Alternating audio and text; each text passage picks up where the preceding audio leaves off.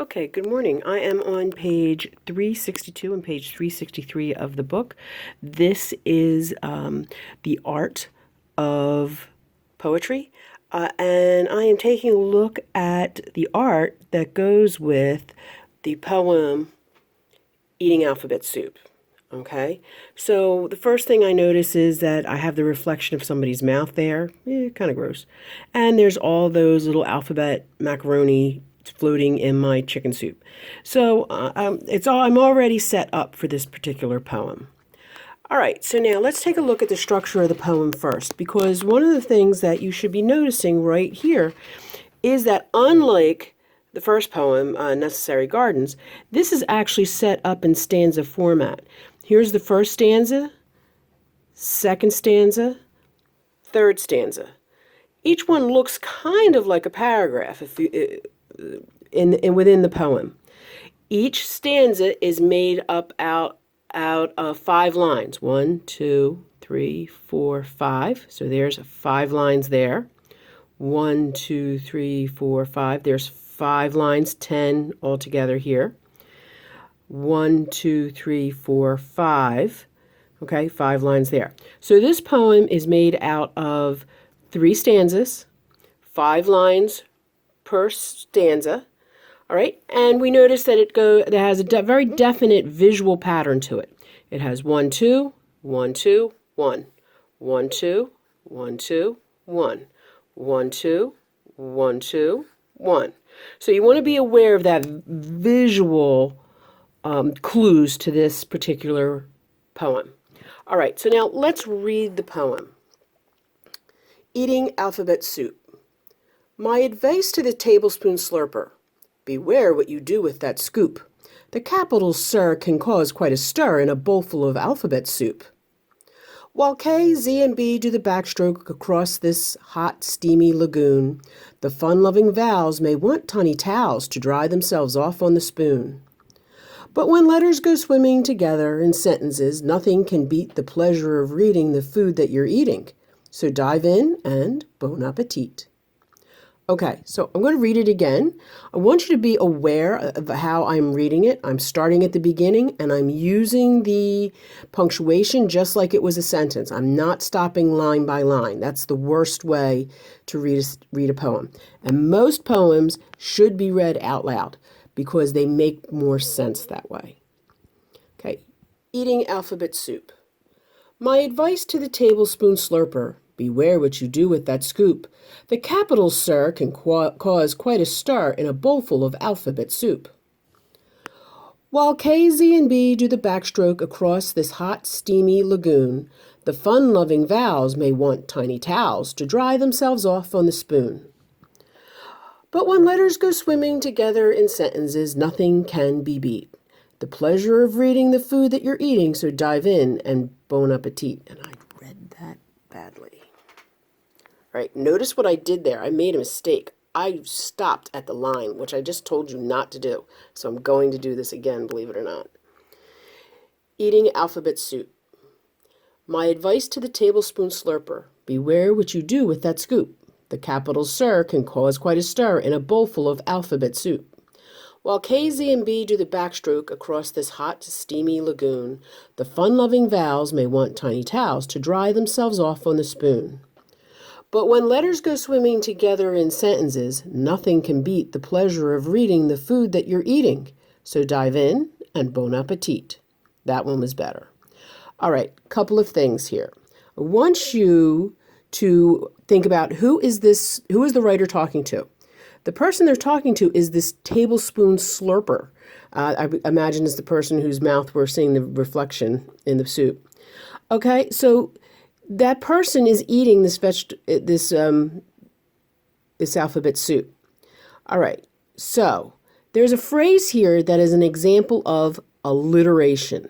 Alliteration is when you use the same consonant sound over and over again. And I want you to take a look at this, all right? Because this is where it is, right in here. The capitals, sir, can cause quite a stir. Capitals can cause quite. All of them have that hard k sound. Most of them are C's, but that QU is being used as a K sound also. So that counts as an alliteration, and that's a feature of poetry. All right? Poets like to make you see things in different ways. And so the next time you eat alphabet soup, you may try and create a word out of it. If you haven't already, I used to do that when I was a kid.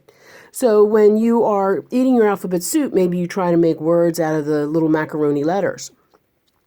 So that's one of the things that this poem is making you see differently, is this bowl of alphabet soup.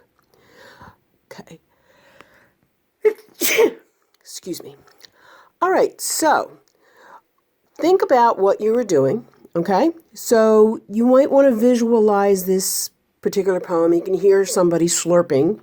Apparently they're enjoying their soup, but they're not being particularly polite about it. So you want to be aware of that. So you want to hear slurping noises. You can picture the bowl, the spoon going into the bowl and dragging out some letters and maybe poking them with your finger and making them into words or sentences. All right. Another piece of poetry that is used in this particular poem is personification. And you're going to say personification. Personification simply means that you're taking something that's not a person and giving it human traits. For instance, while K, Z, and B do the backstroke. All right, the backstroke is a swimming stroke. Do the letters K, Z, and B actually go swimming? No. You're treating them as though they are human beings. The fun-loving vowels, are vowels really fun-loving? May want tiny towels. Do they want towels? Do vowels want towels? Although that's a great rhyme, by the way. To dry themselves off on the spoon. So, do fun-loving, are vowels fun-loving? Do they want tiny towels? And do they dry themselves off on spoons? No. What we're doing is we're taking something that's not a human and we're giving it human characteristics. That's personification. So, although we always think that poems are simply things that rhyme, and this poem does rhyme, not all poems do, but there are other things that poets use. Alliteration, personification, okay, this visual break using the stanzas and the lines. So let's look at the rhymes here.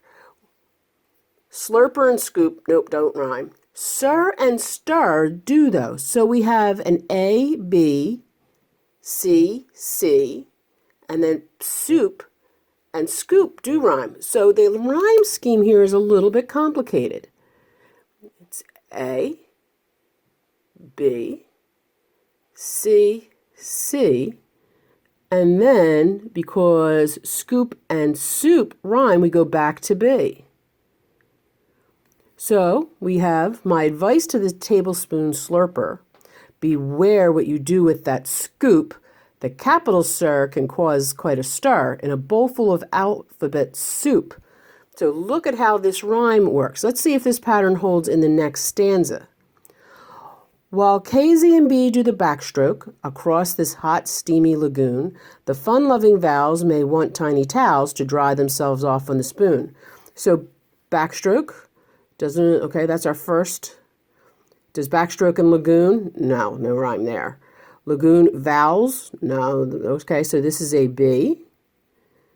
So now we have vowels. That's a C because that does not rhyme with backstroke or lagoon.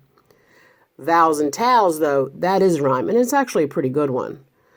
To dry themselves off on the spoon. Backstroke, lagoon, vowels, towels, spoon. So lagoon and spoon rhyme. So there we do. We have the same pattern going, an A, B, C, C, B. So there was a reason why this was set up the way it was set up with the 5 lines, because of this particular rhyme scheme. But when letters go swimming together, so that's an A, okay. In sentences nothing can beat the pleasure of reading the food that you're eating. So this is a B. Reading and eating are close enough that we can consider them a rhyme. So dive in and bon appetit. So appetit, even though it's a French word and it's in italics here to show you that it is a foreign word, bon appetit and beat we are using as a rhyme here. So that is our rhyme scheme. It's A, B, C, C, B. Each stanza has that same rhyme scheme. So you want to be aware of that. Okay? So that's it for this particular poem. Just be thinking of that. One of the things that poets like to do is make you see something in a completely different way. Okay? Good luck.